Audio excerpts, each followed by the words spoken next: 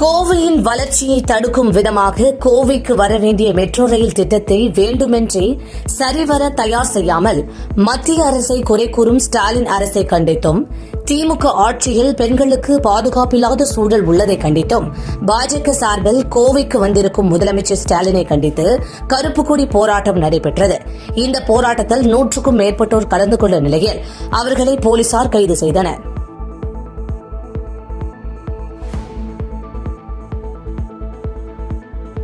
விருதுநகர் மாவட்டம் சாத்தூர் அருகே உள்ள விஜய கரிசல்குளம் கிராமத்தில் பாண்டியன் கண்மாய் கடந்த 2 நாட்களாக பெய்த கனமழையால் நிரம்பி ஓடைகள் வழியாக மறு கால்வாயில் நீர் செல்கின்றன. நீண்ட காலத்திற்கு பிறகு கண்மாயில் அதிக அளவில் நீர் கிடைத்திருப்பதால் அப்பகுதி மக்களிடையே மகிழ்ச்சியை ஏற்படுத்தியுள்ளது.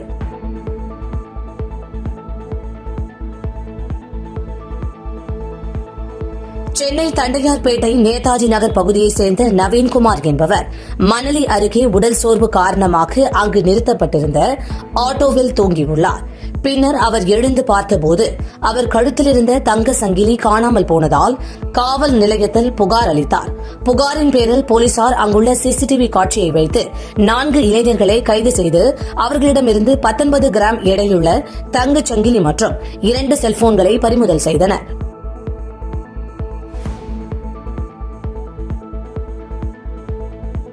தமிழ்நாடு INTUC மாநில நிர்வாகிகள் பட்டியல் வெளியீடு மற்றும் மத்திய அரசு கொண்டு வந்துள்ள புதிய தொழிலாளர் சீர்திருத்த சட்டத்திற்கு எதிரான கண்டனம் இந்திய தேசிய காங்கிரஸ் சார்பில் சென்னை சேப்பாக்கம் பத்திரிகையாளர் மன்றத்தில் செய்தியாளர்கள் சந்திப்பு நடைபெற்றது.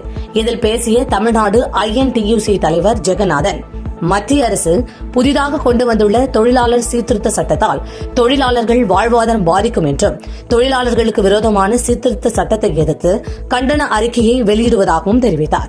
இப்படிப்பட்ட சூழ்நிலையில் கடந்த 21ஆம் தேதி தொழிலாளர் விரோதத்திற்கு உண்டான சட்டங்களை எல்லாம் மோடி அரசு நிறைவேற்றும் வகையில் ஆணை பிறப்பித்து வழிகாட்டுதலை எல்லாம் கூறி வருகின்றன.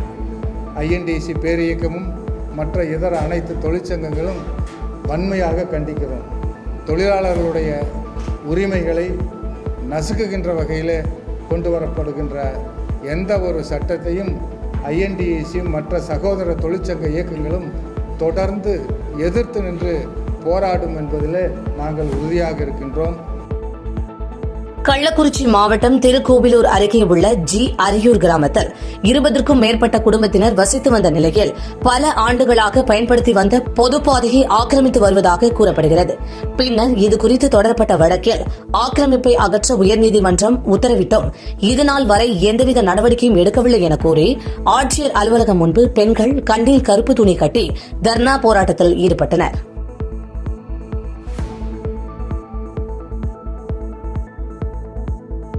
அரியலூர் மாவட்டம் ஜெயங்கொண்டம் அருகே சிலால் வானத்திரையன் பட்டினம் செல்லும் சாலையில் குடிநீர் குழாய் மூலம் கொள்ளிடம் கூட்டு குடிநீர் செல்கிறது. சிலால் கடைவீதியிலிருந்து வானத்திரையன் பட்டி செல்லும் வளைவு வரை இந்த குடிநீர் குழாய்களில் 10 இடங்களில் உடைப்பு ஏற்பட்டு குடிநீர் வீணாக செல்வதாகவும், இதுகுறித்து அதிகாரிகளிடம் புகார் அளித்தும் நடவடிக்கை இல்லை என பொதுமக்கள் குற்றம் சாட்டியுள்ளனர்.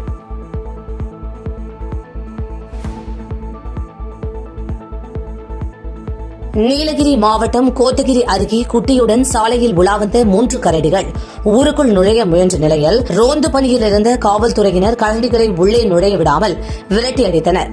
இரவு நேரத்தில் கரடி நடமாட்டம் காரணமாக அப்பகுதி மக்கள் அச்சமடைந்துள்ளதால் வனத்துறையினர் கரடிகளை கண்காணித்து கூண்டு வைத்து பிடிக்க கோரிக்கை விடுத்துள்ளனர்.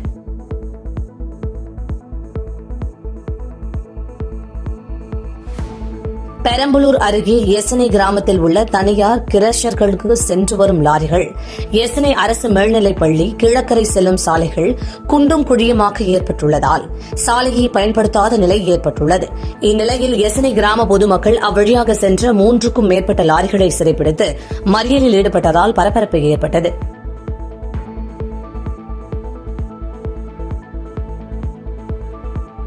கடந்த 3 நாட்களாக கொல்லிமலையில் தொடர் மழை பெய்து வருவதால் ஆகாய கங்கையில் நீர்வீழ்ச்சியில் நீரின் வரத்து அதிகரித்துள்ளது. நீரின் அளவு தொடர்ந்து அதிகரித்து வருவதால் சுற்றுலா பயணிகள் பாதுகாப்பு கருதி நீர்வீழ்ச்சிக்கு செல்லவும் குளிக்கவும் வனத்துறை தடை விதித்துள்ளது.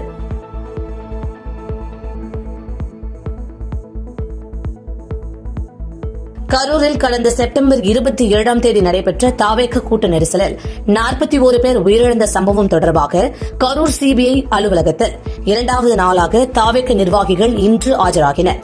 தாவேக பொதுச் செயலாளர் புசி ஆனந்த், தேர்தல் பிரிவு பொதுச் செயலாளர் ஆதவ் அர்ஜுனா, இணை பொதுச் செயலாளர் நிர்மல்குமார், கரூர் மாவட்ட செயலாளர் மதியழகன் உள்ளிட்டோர் இன்று நேரில் சிபிஐ அலுவலகத்திற்கு வருகை தந்து விசாரணைக்கு ஆஜராகினர்.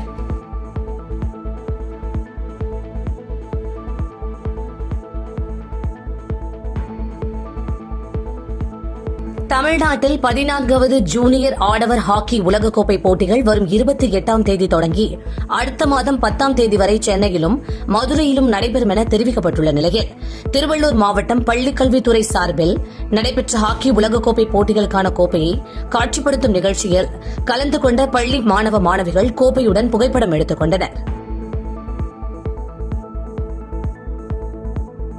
சேலத்தில் நில முதலீட்டில் ஈடுபட்ட வாடிக்கையாளர்களிடம் பல கோடி ரூபாய் பண மோசடி செய்த நிறுவன ஊழியர்கள் மற்றும் மேலாளர்களின் ஜாமீன் மனுவை ரத்து செய்ய வேண்டும் என வலியுறுத்தி பாதிக்கப்பட்டவர்கள் நல சங்கத்தினர் உண்ணாவிரத போராட்டத்தில் ஈடுபட்டனர்.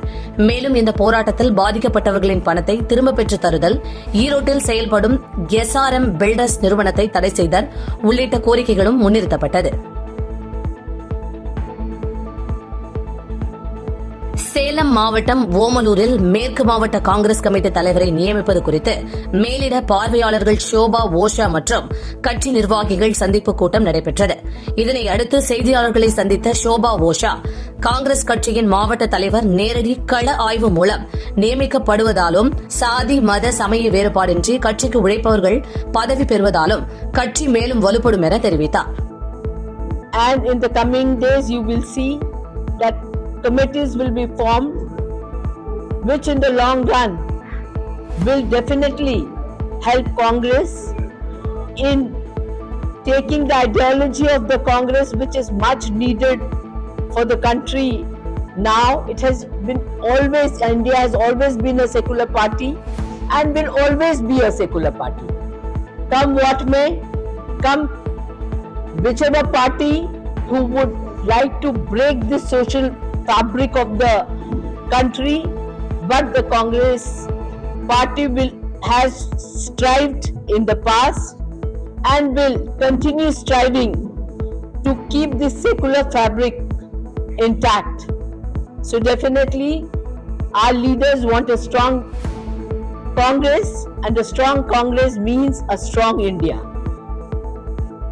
திண்டுக்கல் மாவட்டம் நரசிங்கபுரத்தில் கடன் விவகாரத்தில் கடன் பெற்ற கனகவள்ளி என்பவரின் கணவரை கடத்தி பணம் கேட்டு மிரட்டிய ராமச்சந்திரன், ரீகன் சக்கரவர்த்தி, வெங்கடேஷ்குமார், பாலாஜி ஆகிய 4 பேரை அம்பாத்துறை போலீசார் கைது செய்து சிறையில் அடைத்தனர். மேலும் கனகவள்ளி அளித்த புகாரின் பேரில் நடவடிக்கை மேற்கொண்ட போலீசார் இந்த வழக்கு தொடர்புடைய மேலும் சிலரை தேடி வருகின்றனர். மதுரை மாவட்டம் மேலூரில் செயல்பட்டு வரும் அரசு கல்லூரியில் உள்ள கழிவுநீர் தொட்டியில் தவறி விழுந்த பசுமாடு தீயணைப்புத் துறையினரின் 2 மணி நேர போராட்டத்திற்கு பிறகு உயிருடன் மீட்கப்பட்டது. இதையடுத்து கல்லூரி வளாகத்தில் இதுபோன்ற ஆபத்தான நிலையில் காணப்படும் செப்டிக் டேங்க் போன்ற கழிவுநீர் தொட்டிகளை முறையாக பராமரித்து உயிர் சேதங்கள் ஏற்படுவதை தடுக்க வேண்டும் என சமூக ஆர்வலர்கள் தமிழக அரசுக்கு கோரிக்கை வைத்துள்ளனர். கரூரில் நகைப்பற்றை ஊழியர் இளையராஜா என்பவர் தவிரவிட்ட 7 பவுன் தங்க நகையை 2 மணி நேரத்தில் கண்டுபிடித்த கரூர் நகர காவல் நிலைய உதவி ஆய்வாளர் நாகராஜ் நகைகளை இளையராஜாவிடம் ஒப்படைத்தார். மேலும் பஜார் பகுதி கடைகளில் பொருத்தப்பட்டுள்ள கண்காணிப்பு கேமராக்கள் மூலம் தவறவிட்ட நகை மீட்கப்பட்டதாக தெரிவிக்கப்பட்ட நிலையில் விரைந்து செயல்பட்ட போலீசாருக்கு பாராட்டுகள் குவிந்து வருகின்றது.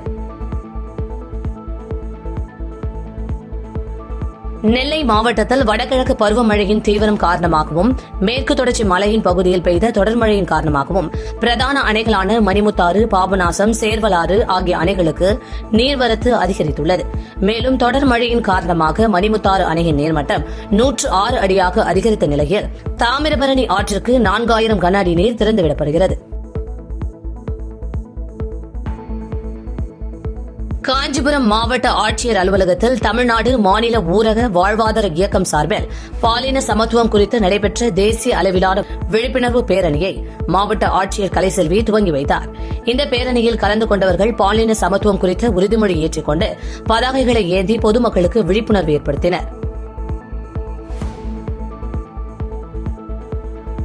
குமரி மாவட்டம் பேச்சிப்பாறை அணையிலிருந்து வினாடிக்கு 1000 கன அடி நீர் திறக்கப்படுவதாலும் கோதையாற்றில் ஏற்பட்ட வெள்ளப்பெருக்கு காரணமாகவும் திற்பரப்பு அருவியில் நீர்வரத்து அதிகரித்துள்ளது. இதன் காரணமாக திற்பரப்பு அருவியில் விதிக்கப்பட்ட தடை 3வது நாளாக நீட்டிக்கப்பட்டுள்ளது.